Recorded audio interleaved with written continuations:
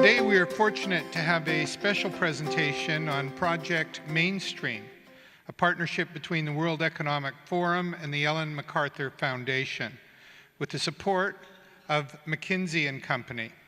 That helps companies transition to a circular economy through materials management, information technologies, and business model innovation.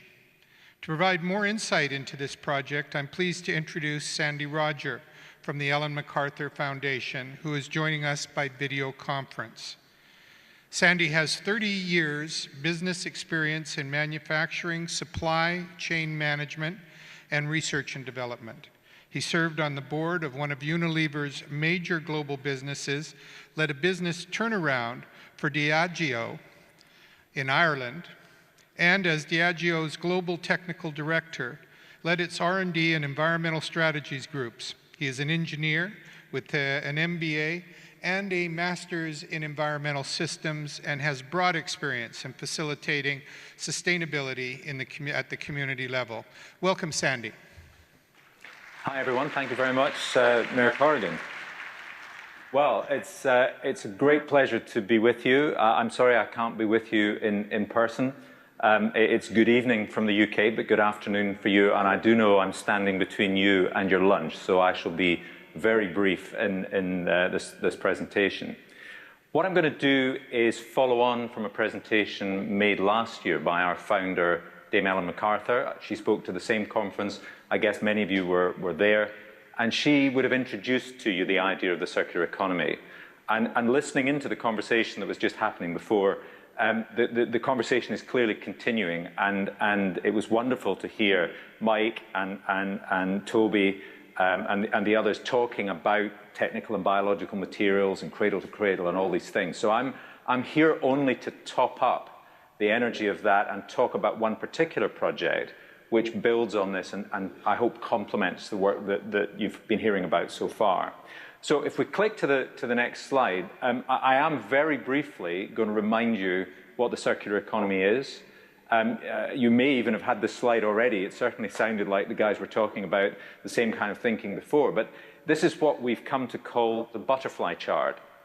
I guess you can see why we use that term. And the body of the butterfly, the bit down the middle, represent the flows in the linear economy.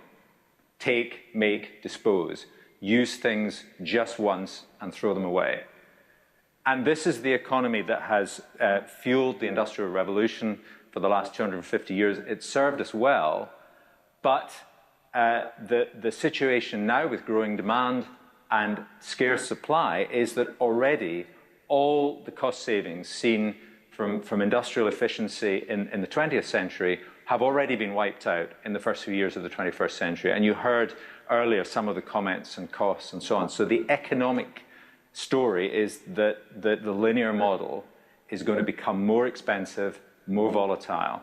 It's not a good place to be going forward for business or indeed for cities and communities.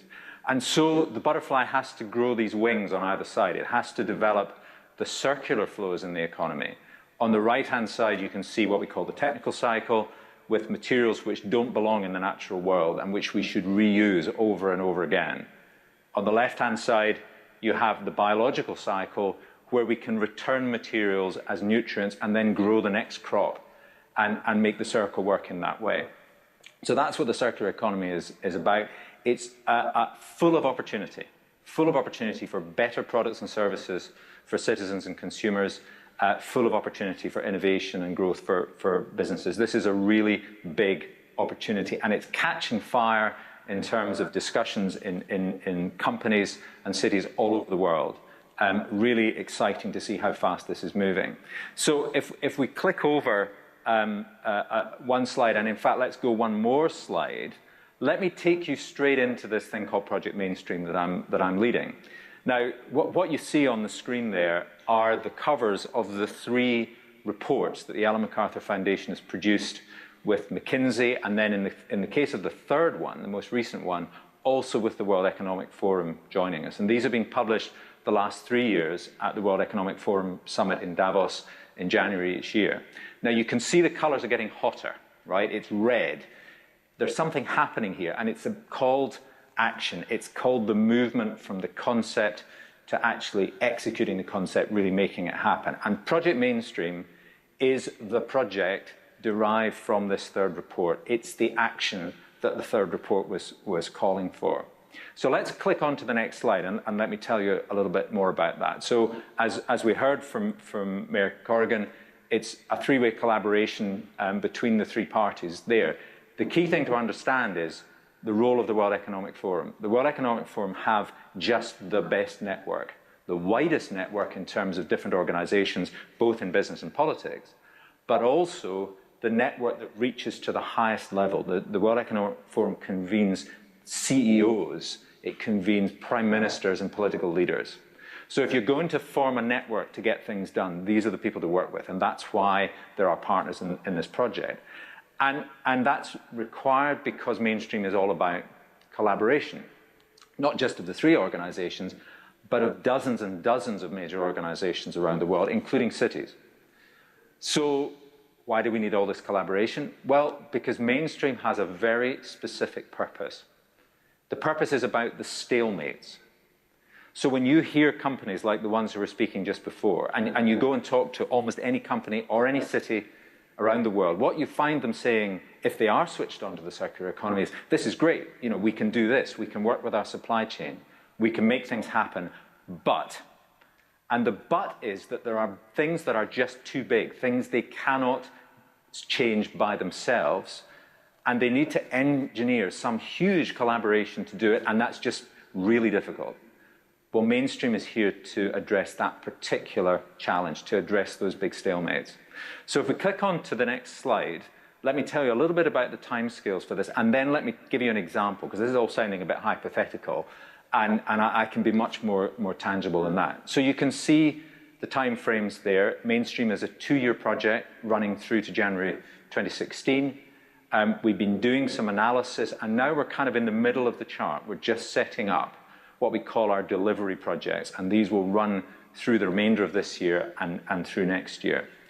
And I'm going to use one of those delivery projects to illustrate what I mean by these stalemates. So if we click to the next slide, well, it's a kind of empty chart, but I'm going to fill it in a series of steps. We're going now into the world of plastics. That's what this session is about, and specifically plastic packaging. So this is about consumer goods. This is about the stuff you see in supermarkets, in bottles and sachets and tubs, very much the everyday plastics that pass through all of our hands in our daily lives. And the point of the story is there are two big design decisions. And being a really creative guy, I've given them two names. One we've called Design 1, and one we've called Design 2. So there you are. That's the extent of my creativity on naming projects at this time of night. But there you go, Design 1 and Design 2. Design 1 is the design of the packaging. Design 2 is the design of the system that catches the packaging after it's being used. And if we click on to the next slide, you can see who's involved. At the heart of the top box there, you've got the branded FMCG companies. This is Procter & Gamble, Unilever, Nestle, these big companies who put millions of packs of product on supermarket shelves every week. You've got their suppliers, chemicals and packaging, and you've got the retailers who get the product to the consumer. Then on the right-hand side, you've got the city environment. You've got the retailers, you've got the consumer, or the citizen, if you want to call them the citizen, and then you have this waste and recycling system. Now, if we want to have circular flows so that the packaging is not just used once, those flows pass through these two systems. So if we click to the next slide, here are the circular flows. The trouble is this. These two design decisions today are made almost in isolation from each other. And in saying that, I know there has been lots and lots of work around sustainable packaging and around different designs of waste and recycling systems. I'm not here to be critical of all that work, but at the end of the day, if you are Unilever designing a pack, the reality that you face is that there are thousands of municipalities around the world, each of which have made essentially independent decisions about what they expect the citizen or the consumer to do, what they're going to do in their waste recycling system, how efficiently that's run. And if you are Unilever or Procter & Gamble, you cannot really design in a specific way for that system. So you just have to follow fairly generalized principles and policies. Equally, if you're in a city, you guys in Vancouver or any municipality around the world, your systems just have to catch whatever comes. You don't get to choose the design of the packaging, the materials that it's made from. So these two design decisions are still essentially independent. And the circular flows are seriously hampered by that. So what is Mainstream going to do? Mainstream's job is to integrate these two design decisions. And if we click to the next slide, what you can see is that this particular project within Mainstream, and it's just one of several Mainstream projects, is about integrating the two designs. It's about producing an authoritative roadmap for the integration of these designs. Now, many of you will be saying, wait a minute, haven't we done this before? Haven't we looked at this before? Yes, to some extent that's true, but we have to do this now properly using the lens of the circular economy because it allows us to jump further ahead. It's that old thing about if a problem is hard, make it bigger, widen the scope. So if we use the real vision of the circular economy here, we can potentially have a breakthrough. And the other thing is, Mainstream can bring the collaboration. So we have big companies, big cities already on board with this, and we're going to assemble an absolutely superb cast of cities and companies, and the way is open for others to join, and some of you in the room today may well be interested in that. I'll make one last little point. I'm going off piste here for a minute, but I heard the conversation at the end there about waste to energy. Can I tell you which is the first city to join this project? It's the city of Copenhagen, the capital of Denmark. Now, Denmark, like a lot of Scandinavian cities, and somebody referenced the European experience, has built a huge incineration capability, which takes their plastic waste today. They don't put plastic in landfill, but they burn it. They're very efficient at doing that. And not only that, that's what heats the city. They have a huge district heating system. And Denmark is quite a cold place. The city of Copenhagen were the first people to join this project saying, we know we have an incinerator, but we also know in the long term that's not the right approach. So you cannot imagine a city that's more invested in incineration than Copenhagen, and yet they are the first city into this project. So, you know, there's some leadership, and that's what this project is really about. Okay, so that's both an example of what Mainstream is doing, but also gives you an idea of the particular project around plastics. I will click on now very quickly. I'm conscious of you guys wanting your lunch. There are two other Mainstream projects that we're starting at the moment. One is about asset tracking, so tracking products and components through the supply chain so they can be reused. And the other one is also in the design space, but this time around paper. So we're working on these three projects at the moment. And if we go to the next chart, can we go on one more? Yeah, that's it. I just want to stress that we've got to get the kind of human and the scientific part of this right. So the change hypothesis that we're working for with Mainstream is it's about commitment supported by facts. So commitment without facts is just dangerous, but facts without commitment is just analysis and science, and it's interesting, but it doesn't get things done. So our job is to join the two things together, commitment supported by facts, and we have a set of collaborative processes that have been really carefully designed to build that commitment, and that's exactly what we're working on now with what we call our roundtable processes. So let me jump again to, I think, 2 slides forward, and we'll go to the very last slide, which is about whether you guys can be involved in this. So we are assembling the collaborators for these 3 projects right now. The first of them, the Global Plastic Packaging Roadmap, specifically has this dimension of working with major cities. So for those of you that are in this space, this may well be of interest to you. And there's my email address at the top. I would be delighted to hear from you. Notice, though, what it says at the bottom. What we're looking for is the ability to get to tipping points. There are lots of people who are interested in these subjects, and that's fantastic. And there's lots of good work going on all over the world. But Mainstream has this very particular job of driving the big-scale shift. So what we're looking for are the people that can help us reach tipping points and reach scale.